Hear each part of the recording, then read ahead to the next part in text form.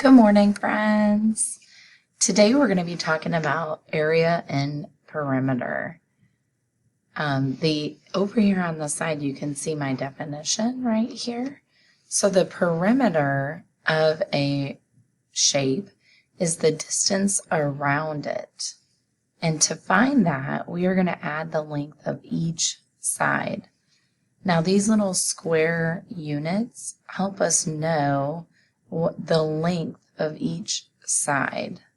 Okay, and then our area is the number of square units that can fit inside of a shape.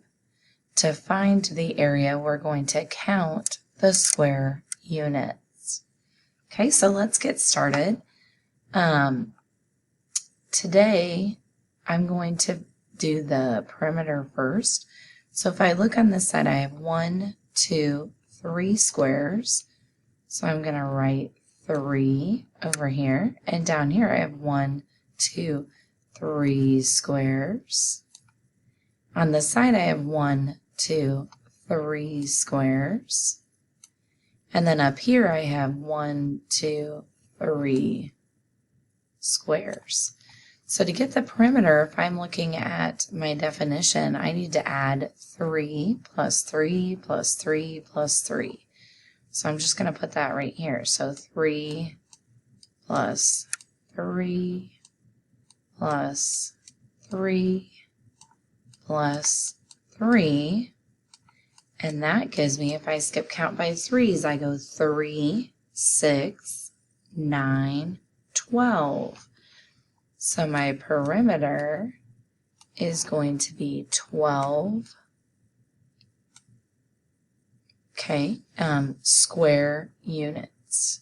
So sometimes we write square, we kind of abbreviate it like that, and it might be square feet, or square centimeters, or square meters. It just depends on what the problem is asking us for. Today, for explaining purposes, I'm just going to use square feet. Okay, so now I need to figure out my area. So I'm just going to get rid of these threes right here. And for today's lesson, we will just be counting all of the squares inside of here. So let's count. 1, I'm actually going to mark as we count just so that we know we got them. So I've got 1, 2, 3, 4, 5, 6, 7, 8, 9. So for our area, we have 9 square feet. All right. And that is how you figure out the area and perimeter when you have these 1-inch squares or 1 centimeter squares in here. Let's try another one together, and then you guys are going to practice on your own. Okay, so here we have another shape. It's a bigger rectangle. In order to figure out our perimeter, remember we need to add count how many squares each side has. So I have 1, 2, 3 here, so that's 3. And then, get rid of that. Okay, 1, 2, 3, 4, 5 down at the bottom. So I'm going to put a 5. I have 1, 2, 3 over here. And 1, 2, 3, 4, 5 right here. So to get my perimeter, I'm going to add 5 plus 5 plus 3 plus 3, and 5 plus 5 is 10, and 3 plus 3 is 6, and that gives me 16. So for our perimeter, we would have 16. And for this one, I'll say square centimeters. So I do my abbreviation of square, SQ. And then the abbreviation for centimeters is cm. Okay, now to figure out our area, we are going to count our squares.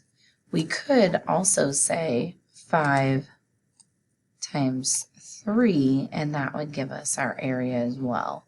So let's go ahead and count our squares. 1, 2, 3, 4, 5, 6, 7, 8, 9, 10, 11, 12, 13, 14, 15. Okay, so for our area on this problem, we have 15 square centimeters. And like I said, we will learn later that that's also 5 times 3, which equals 15. So notice in both of our problems, the perimeter and the area was a different number.